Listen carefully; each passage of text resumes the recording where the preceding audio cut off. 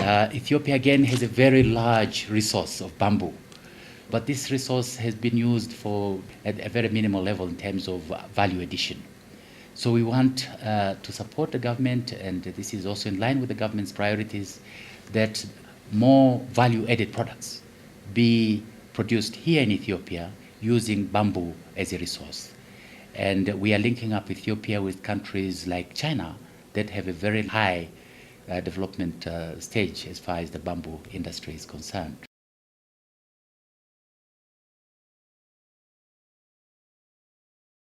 One million hectare of bamboo, 850,000 hectare lowland and 250,000 highland bamboo is found in this country, in Ethiopia. The highest number in Africa. That is 67% of the African bamboo coverage is found in Ethiopia. That is 7% of the world's total. The bamboo sector in Ethiopia, with respect to export earnings, is just in its initial stage. We have only started recently to export bamboo high value products like bamboo flooring, bamboo blinds, incense sticks and toothpicks at a very insignificant manner. And at the moment, this is being done by a single private firm. Adal Industrial Private Limited Company is a very young industry in the sector. It has only 10 months old.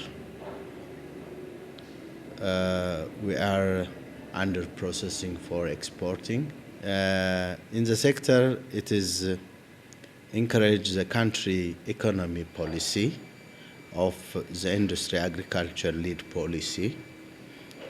In the view of this, for the future bamboo flooring export, it will give tangible contribution for development in the sector.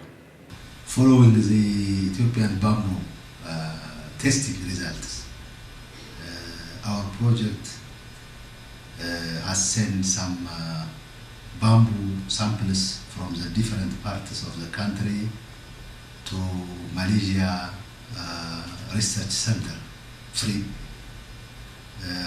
with the help of UNIDO and the close follow-up of the Ministry of Agriculture and Rural Development, and has really tried to test the overall the physical, chemical, technical feasibility and overall basic characteristics of our bamboo, the two bamboo, African bamboo species.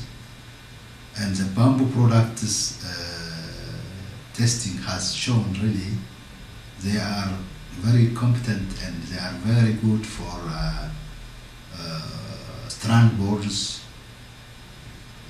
medium density fiber boards, we call it MDF, for long fiber boards, for paper and pulp, which will be competent in the world market. And the country's export and earnings in this sector will definitely be leading throughout Africa in response to its untapped raw material potential and engagement of giant private firms. You know, bamboo has a vital function in environmental improvement, especially by sequestration of carbon. When we say sequestration of carbon, is absorbing carbon from the air.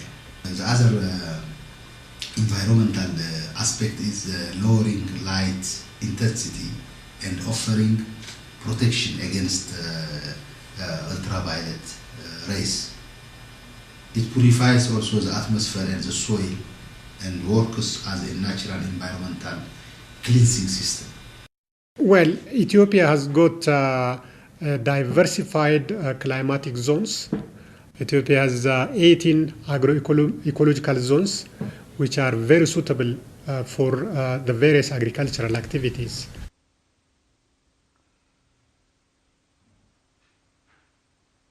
The The food sector is particularly important in the sense that, of course, food security is very important for any country, and Ethiopia in particular. And also, it is a sensitive sector in that issues related to food safety are very, very important. So we have a program with the government of Ethiopia to support the food safety requirements, and a number of industries are already producing at the international level through the support that UNIDO has provided to the country. UNIDO has been very active in the field of food processing, and especially in the establishment of a food safety system, which resulted in assisting a number of companies. So we provided assistance at the firm level in getting certification in what is called the hazard analysis and critical control point. Furthermore, we are presently preparing a master plan for the agro industries, which is a bit in line of what a similar exercise that we carried out for the leather and leather products, and is concentrating on four main sectors according to the priorities provided by the Ministry of Trade and Industry, and which are the coffee, the tea, and fruit and vegetables, and to a certain extent also the sugar sector. The idea is to give guidelines so that one can see what kind of interventions are required to bring this sector to the international level. And we are targeting specific interventions, perhaps that will address supply constraints in terms of capacities of the various actors, and also to help enable all the actors to participate effectively in the international market. In these days of globalization, you have to produce products in line with international standards, with international quality requirements. So we work very closely with the government in this.